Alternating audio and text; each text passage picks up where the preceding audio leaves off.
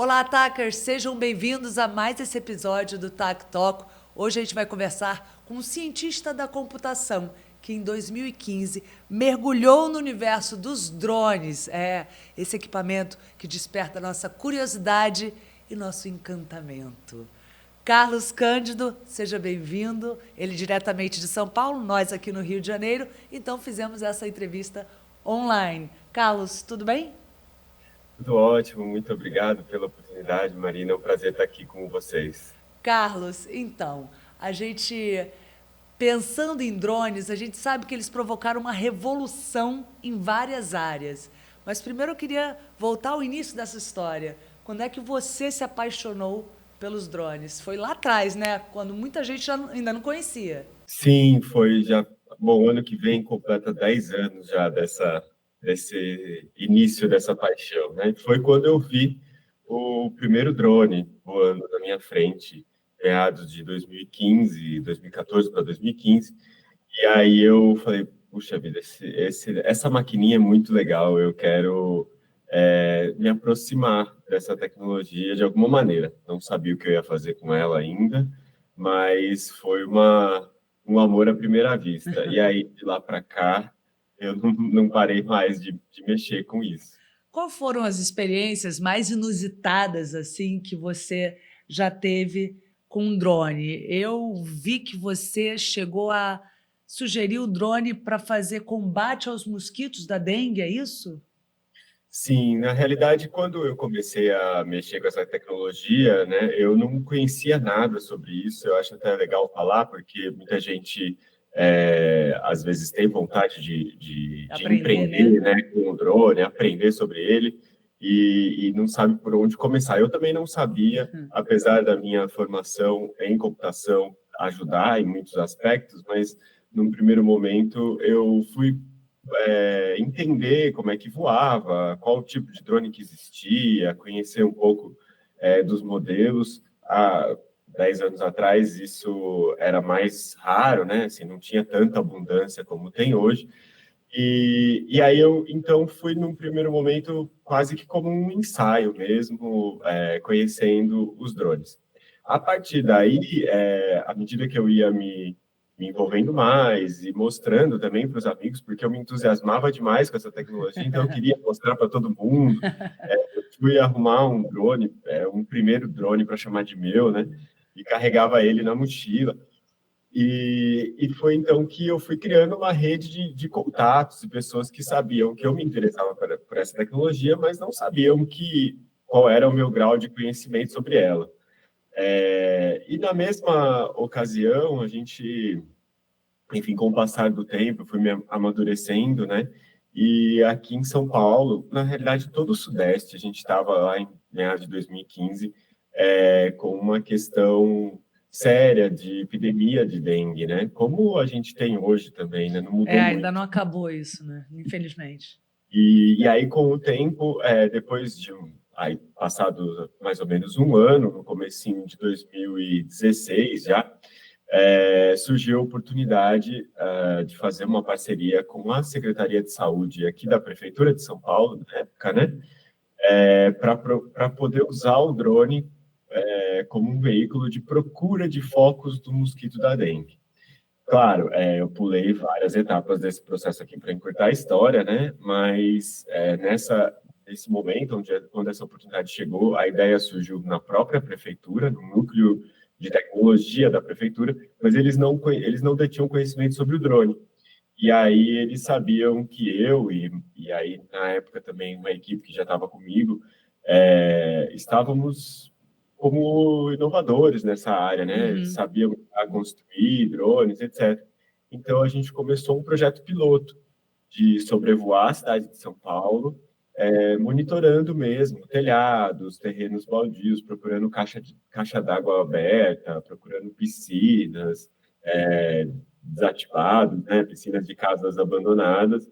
E esse foi o primeiro grande projeto, assim, que serviu para muita coisa, tanto para mostrar para o mundo aqui em São Paulo, né, que o drone poderia ser utilizado numa situação de saúde pública, e principalmente para mim, porque até então eu estava só experimentando, né, quando eu pude aplicar esse conhecimento em algo que tinha um impacto positivo, né, importante, significativo, aí foi a prova também de que eu falei, bom, acho que eu estou no caminho.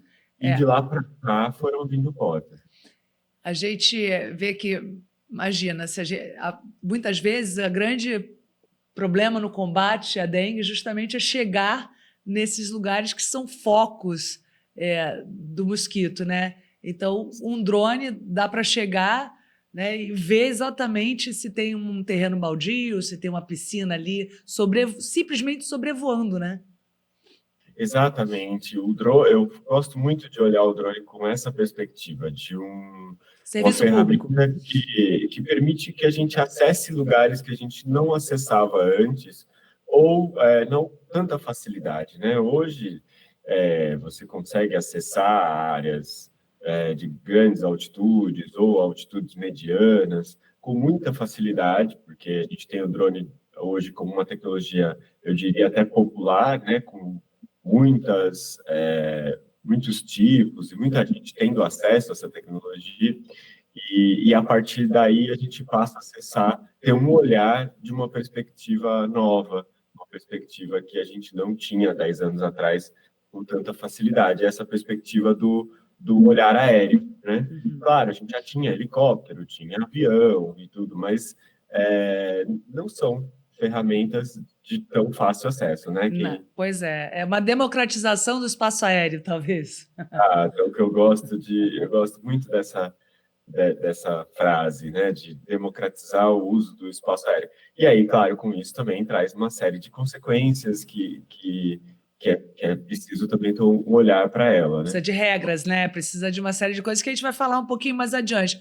Vamos para as coisas mais deliciosas nesse princípio.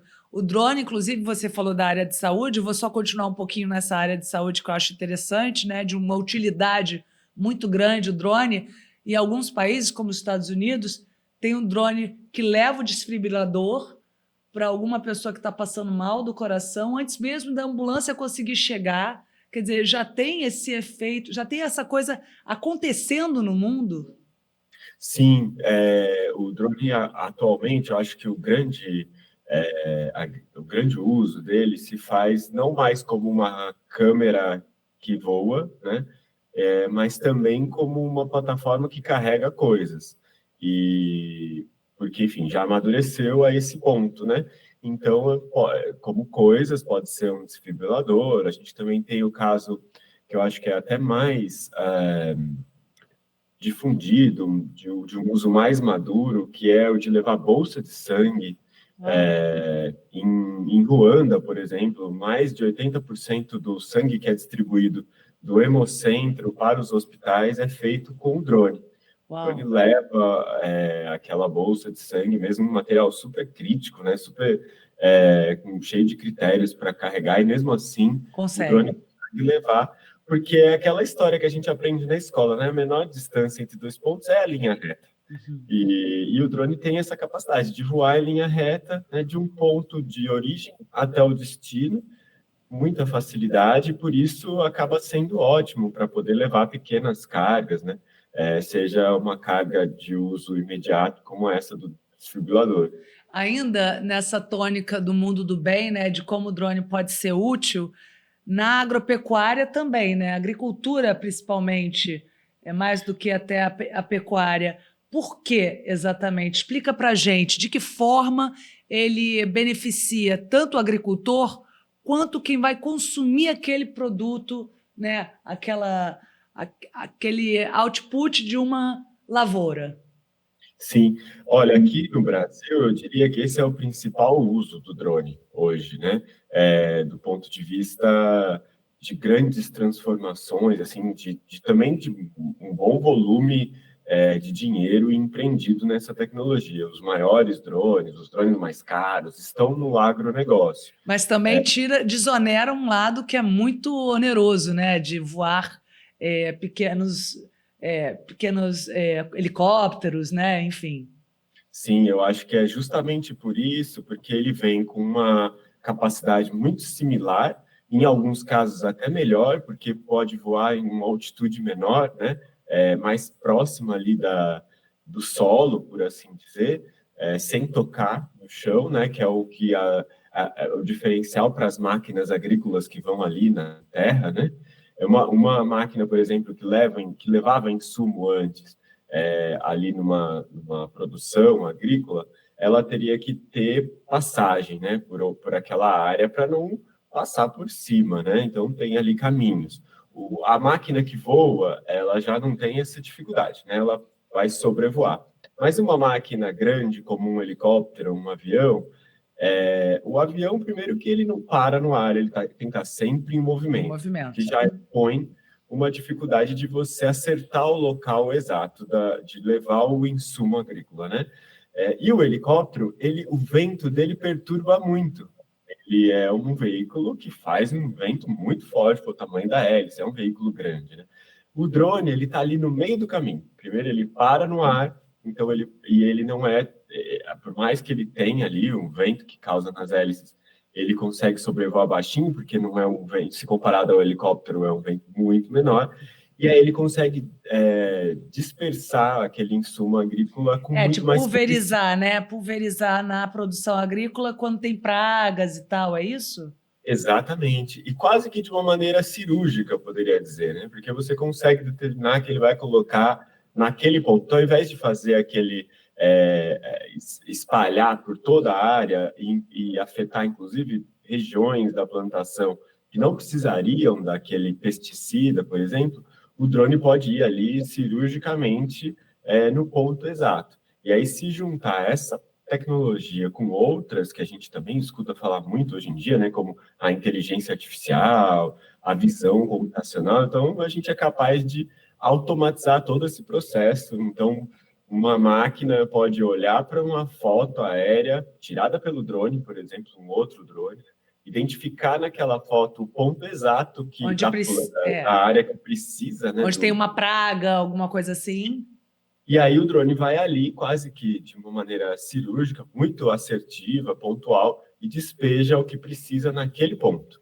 Isso é revolucionário. É revolucionário. Né? Para a agricultura, então, né? Para os agricultores. Com a vantagem ainda de você não ter ninguém lá dentro. Então, assim, a segurança é altíssima, né? O máximo que pode acontecer é aquele equipamento cair, mas se ele cair, não tem ninguém voando, né? Então, não vai acontecer nada, não tem nenhuma vida em jogo. Quer dizer, é menos risco, né? Certamente. Muito menos risco, mais precisão, é mais barato, é mais fácil também de você conseguir as credenciais para poder pilotar um drone desse, né? Mais fácil se comparado, por exemplo, ao quanto que você precisa de investimento, de treinamento para você pilotar uma aeronave. Quer dizer, não é qualquer um que pode pilotar drone. Não, não é. Uhum. Sobretudo os drones que são do uso agrícola, porque a gente está falando de drones grandes, drones de mais de 30, 40 quilos, né? Esses drones, eles requerem uma capacitação específica. É o quê? 1 metro de drone? Um pouco mais até. Uhum. 1,20 m, 1,5 m, que carrega 30, 40, 50, 60 quilos até de carga útil ali, né, de insumo, que pode ser tanto, a gente falou do pesticida, mas pode ser também um fertilizante, ou eventualmente até semente, para atuar na plantação. Você falou de um drone de 30, 40 mil, né, que é um drone grande para a agricultura. Também tem os drones pequenininhos, mas são tão úteis, talvez, quanto um drone grande da agricultura. Você tem falado desses drones pequenininhos para entrar em regiões, às vezes, quando tem um desastre, um desabamento, uma coisa assim, né, muito trágica, e que muitas vezes o ser humano não consegue entrar, o bombeiro não consegue entrar para fazer, né, para ver se existem sobreviventes ou, né, se tem fogo ainda internamente. Esses drones poderiam servir como uma forma de acudir uma pessoa, enfim. Sim, certamente. E a gente vê cada vez mais usos neste caminho hoje, né? Muita gente me pergunta qual que é o melhor drone, né? Então, sei lá, esse drone que a gente está falando, grande, agrícola, de centenas de milhares de reais, é o melhor? Eu sempre respondo que não necessariamente, depende muito da aplicação, né? O drone pequeno como você mesma trouxe, ele tem uma utilidade muito grande de acessar esses lugares difíceis, né? E hoje a gente vê que o Corpo de Bombeiros já utiliza muito o drone como uma ferramenta de apoio para as equipes, para saber para onde o fogo está se alastrando, para saber olhar para uma edificação que eventualmente acabou de desabar, mas que ainda corre risco. Ninguém sabe se ela pode vir a desmoronar outras partes, né? Então, como um auxílio às equipes que estão em solo, né? O Corpo de Bombeiros ali, pessoas, né? Para apoiá-los. E, sobretudo, também para entrar nos lugares que uma pessoa ainda não poderia. E digo mais, que um robô também não poderia. Eu acho que é importante a gente colocar isso, né? A robótica, ela não é novidade, né? A robótica está aí há muito tempo.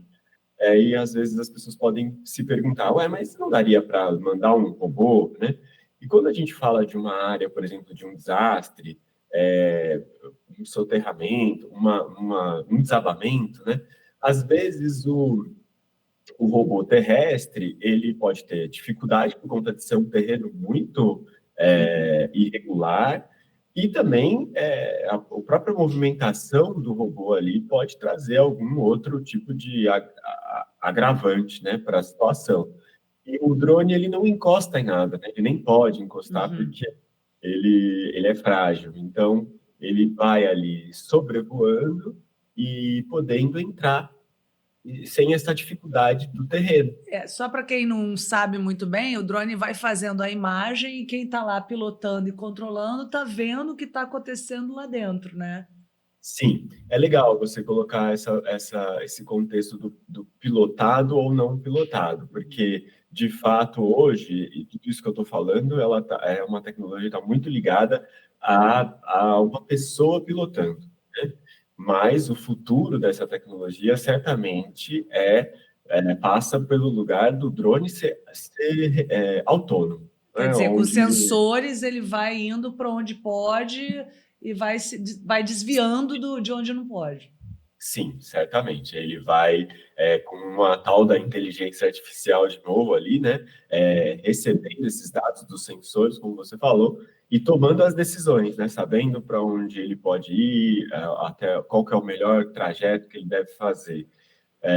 E esse é o futuro dessa tecnologia, com grande impacto, eu acredito muito nisso, né? Com grande impacto como nessas situações de salvamento, de busca, de resgate, e por aí vai. Eu até mesmo, tem até um caso que eu gosto bastante de falar, assim, que tem um protótipo de uma universidade fora do Brasil que estava usando o drone para fazer uma ponte provisória.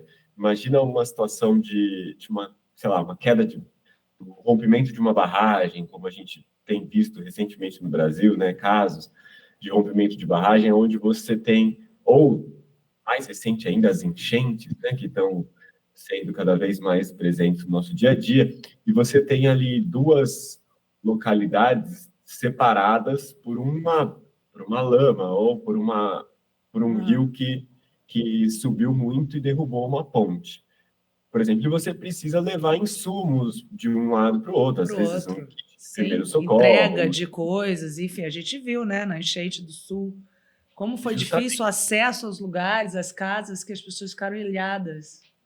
Então, o drone vem com essa possibilidade de tanto ele mesmo levar acoplado nele ali um kit de primeiros socorros, uma seringa de insulina, sei lá, um isotônico, alguma coisa ali para uma situação, ou desfibrilador, como você bem trouxe no começo, mas também ele pode levar um pequeno cabo de aço e sair de um lado para o outro, dar uma volta no Levando. outro ponto de escoramento, e aí, através daquele cabo, Pode um chegar ao bombeiro resgate. Olha puxar que uma barato. corda mais pesada ali, mais resistente, né? Criar uma ponte provisória e fazer ali a equipe ser levada de um lado para o outro para acolher logo essas famílias. Então, assim, são inúmeras possibilidades. E até para o uso comercial, né? A gente, antes dessa entrevista, a gente estava conversando aqui com a equipe que o drone pode ser até usado para fazer entregas, né? Você pede uma coisa pela internet e de repente vem um drone na sua casa e entrega a mercadoria, quer dizer, muito mais rápido do que qualquer veículo e rua, né?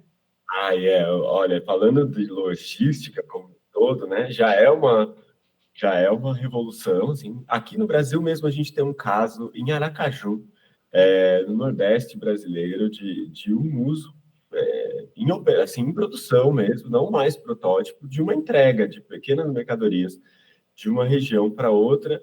E é legal esse exemplo que está ligado ao que eu acabei de falar da enchente. Essas duas localidades, elas são próximas, relativamente falando, mas elas se justifica o uso do drone porque tem um rio, o Rio Sergipe, entre a localidade e o centro comercial, que separa esses dois lugares. E aí não tem motoboy, não tem barco que faça isso de maneira rápida, né? O drone cai como uma luva, ligando esses dois pontos, levando ali entregas, pode ser uma pizza, pode ser um souvenir, alguma coisa que alguém comprou, enfim. E a gente vai ver isso cada vez mais. Olha, quem está ouvindo aí do outro lado pode anotar que isso vai ser cada vez mais É muito presente. futuro, né? Aquela coisa de quando a gente tinha o telefone com fio, a gente jamais podia imaginar que o telefone ia se transformar numa coisinha desse tamanho e a gente ia poder falar por aí pela rua sem fio nenhum. Bom, Sim, e eu queria lembrar que você se tornou um curador na Campus Party, não é isso? Campus Party, sim. eu queria que você falasse um pouquinho sobre esse trabalho seu e trazer para a gente o que é bioimpressão de alimentos e o que vocês fizeram lá que vocês realmente tem uma expressão em inglês que fala mind-blowing, né? Que as pessoas ficaram assim, uau! Será? Sim. Esse é futuro mesmo, né? Fala aí para gente. A Campus Party, para quem não conhece, é um grande evento de tecnologia que acontece em vários lugares do mundo, mas no Brasil São acontece Paulo. muitas É edições, né? incrível, Praticamente já cobri várias vezes quando eu morei aí. um evento, é um festival mesmo, é uma grande festa, como o próprio nome já diz, de tecnologia, onde as pessoas acampam lá e fazem uma grande imersão, né, nesse universo de informação, de empreendedorismo.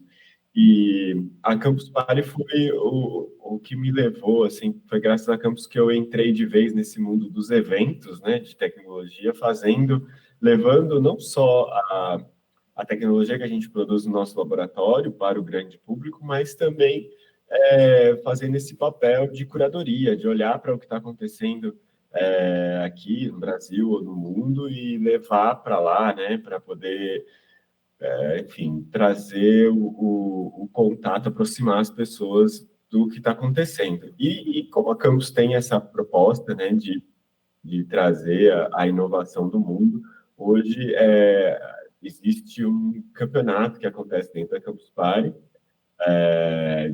ligado à bioimpressão, né, impressão de alimentos, é o Printer Chef, que chama, O que é onde isso? É uma impressora 3D de alimentos, é isso? é uma Não impressora consegui entender, 3D, juro. sim. Bom, a impressora 3D genérica, né, por si só, ela é uma máquina que consegue produzir ali objetos, né, Sim. comestíveis ou não, Aham. principalmente os não comestíveis por enquanto, né, e que ela leva ali como principal matéria-prima o plástico, né, na maioria das vezes. Sempre. Mas é uma tecnologia que trabalha com o recurso de você ter vou chamar aqui de um braço robótico que é capaz de se movimentar em uma mesa, né, controlado por um computador e que esse braço vai então colocando aquela matéria-prima em lugares específicos com o passar do tempo, camada por camada.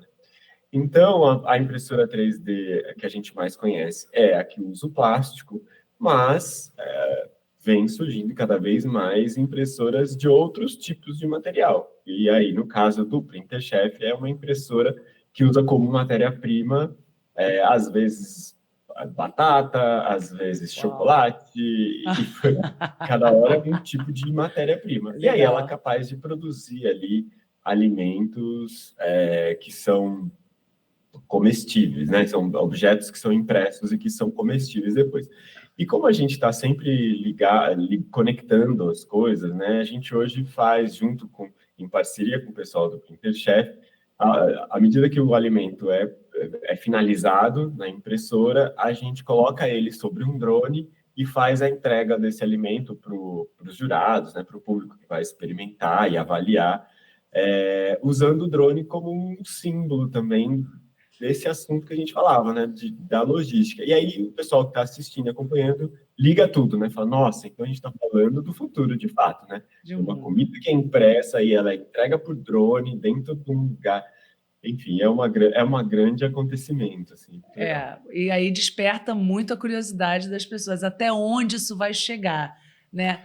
Aí entra uma coisa também de privacidade, sei lá, o drone vai subir e, por exemplo, a polícia usa como monitoramento, né, para fazer o policiamento de algumas áreas mais deflagradas, né? A gente, mesmo no jornalismo, a gente tem muito isso, né? Tem umas pessoas lá que operam drone todos os dias e a gente faz desde o clima, né, da temperatura, o pôr do sol, as coisas bonitas, a baleia que apareceu, o golfinho que apareceu e tal. A gente usa muito drone para isso, que é mais leve, mas também quando tem uma operação policial, a gente pega de cima, quando tem um incêndio, a gente pega aquela imagem de cima, um grande acidente numa rodovia, o que provoca de trânsito, como é que está a cidade no momento.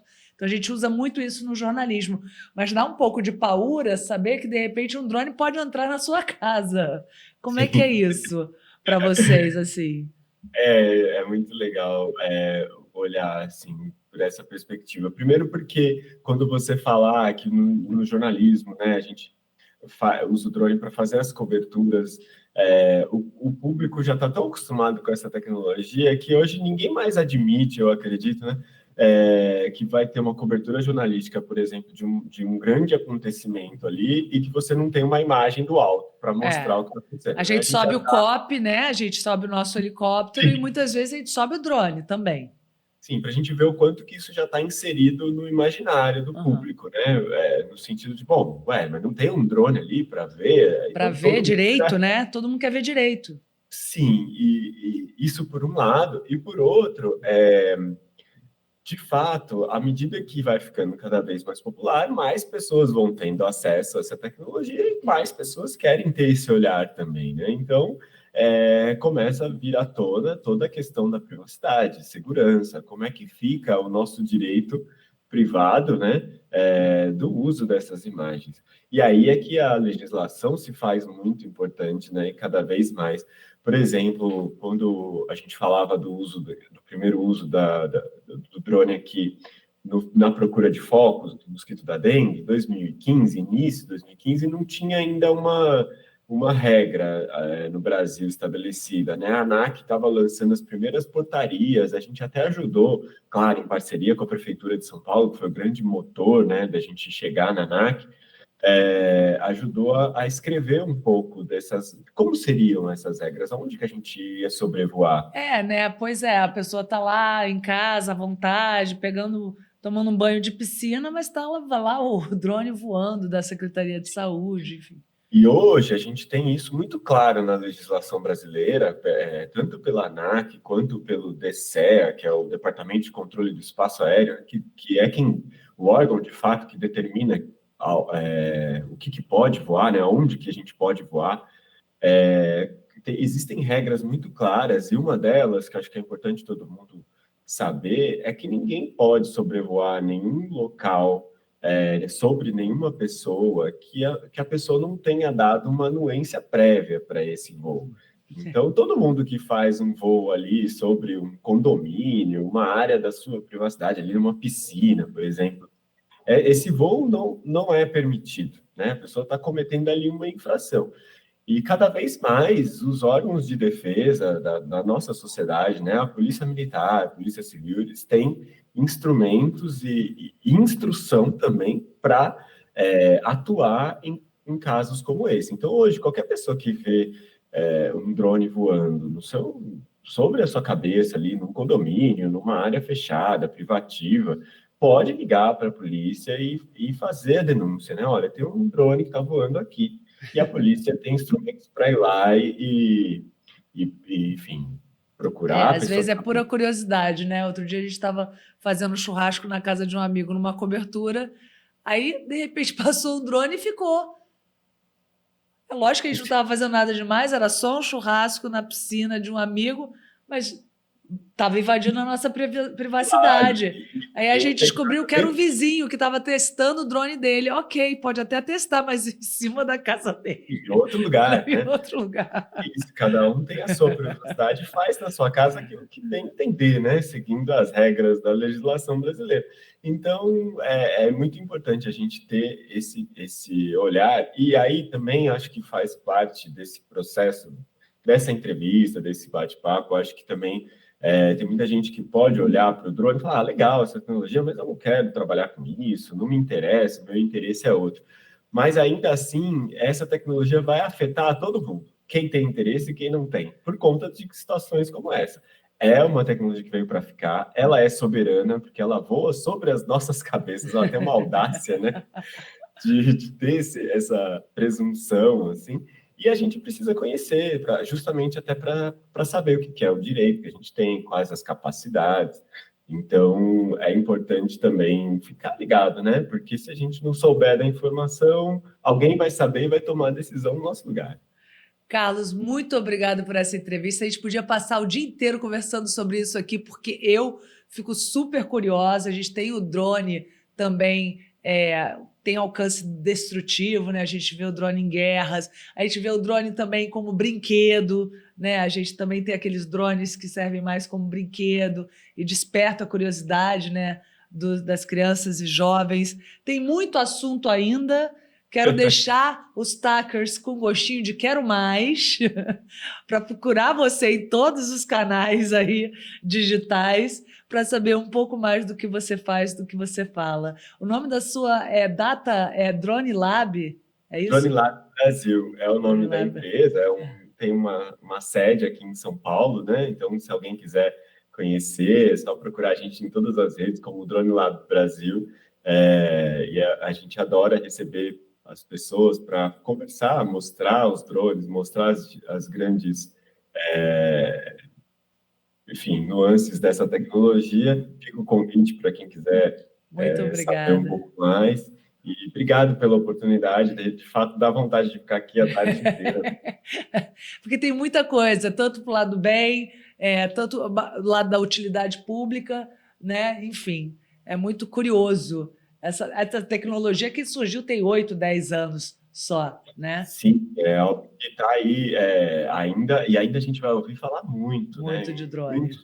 Nas artes, que a gente nem conseguiu explorar aqui, mas assim, tem todo um mundo aí ligado, porque de fato é isso, é um robô que voa, né? Um computador que voa e que a partir daí ele é capaz de fazer muita coisa. O futuro chegou, né, Carlos? E veio do céu, né? Muito obrigado, gente. Eu falei agora com Carlos Cândido, esse cientista da computação, apaixonado e um super estudioso, especialista em drones. Eu fico por aqui e até a próxima. Tchau, tchau.